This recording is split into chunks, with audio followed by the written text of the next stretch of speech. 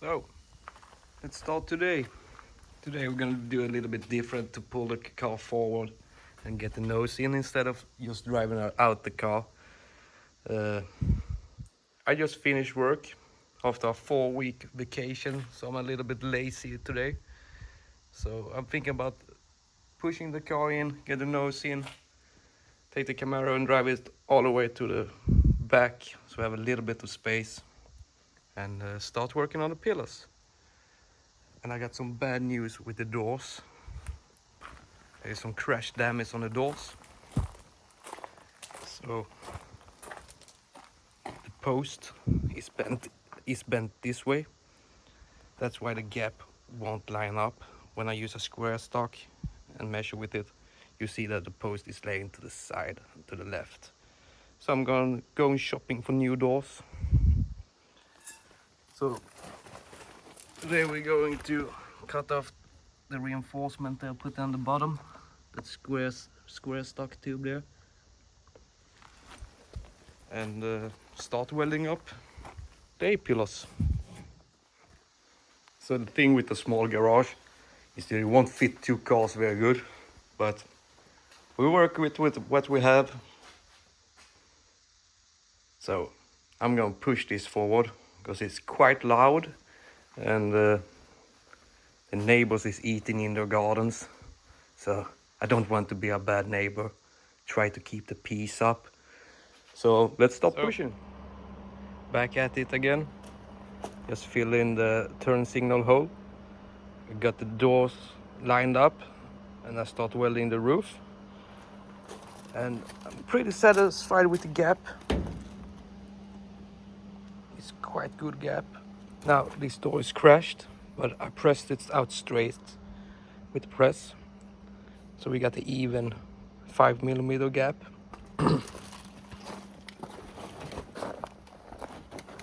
It's the same on this side too.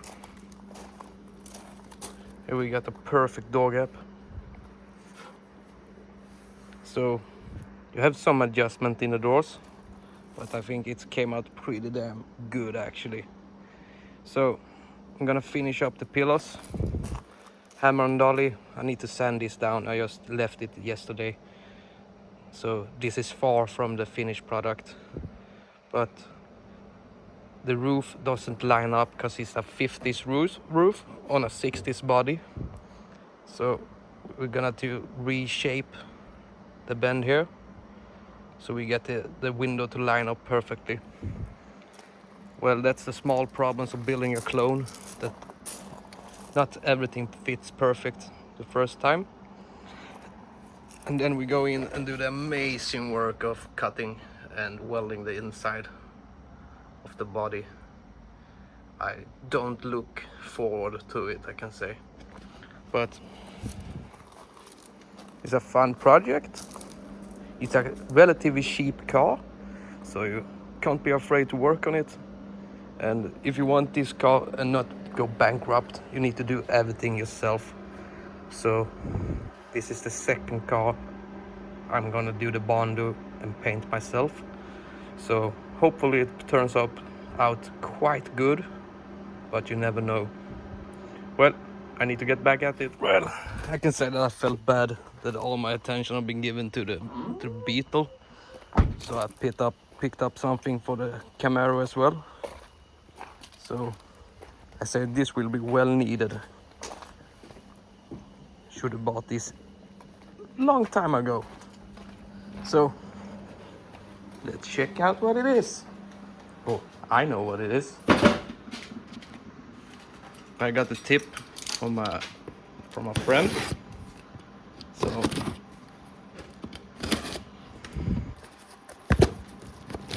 let's see. Some gloves, microfiber. Ooh, love it when they send candy. And some ultimate detailing. It's great for taking off the dust and small bits of dirt from the car, because I haven't given her any attention lately, and she started becoming quite dusty. And I don't fancy to wash it every time. Just a quick wipe off.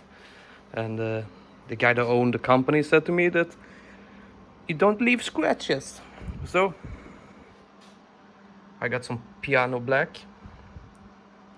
So let's see if it leaves scratches. But not now. Let's focus on the beetle. So today's work on the beetle is done. Window done. Doors line up. As is the framing inside. So the next project is to fix the goddamn leak on the transmission on this car. I overfilled the transmission a bit, so it pushed a seal in the pan. So the project will be removing the pan, taking off the gasket, clean it around, and then apply some silicone. Because in the racing, my friend does, they always use silicone. So I'm gonna try with silicone and then refill it. It's gonna be 6 quarts, and I put like 7.5 or maybe 8 quarts in by mistake. So it will be a great time to see how the transmission will hold up. It's a brand new TCI 400 Street Fighter transmission, and you're always nervous when it's new. And the next project after that is removing the wheels, the disc brakes, and the spindles, and we're gonna take on the wheel bearing a picture for CPP, because now they did a recall that their wheel bearings is bad on the C5 spindles. So you can see it doesn't have the original GM spindles for a 70 Camaro. It got like a C5 spindle type. So I shouldn't be surprised if it turns out that the bearings is bad, and then they send me new bearings, and then I will have the headache of pressing on new bearings on the spindle.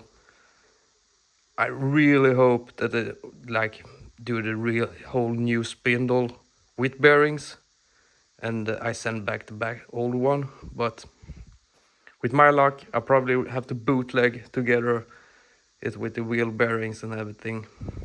So I doesn't look forward to that thing. I'll also need to get caps for the CXXR rims, but I can't find any.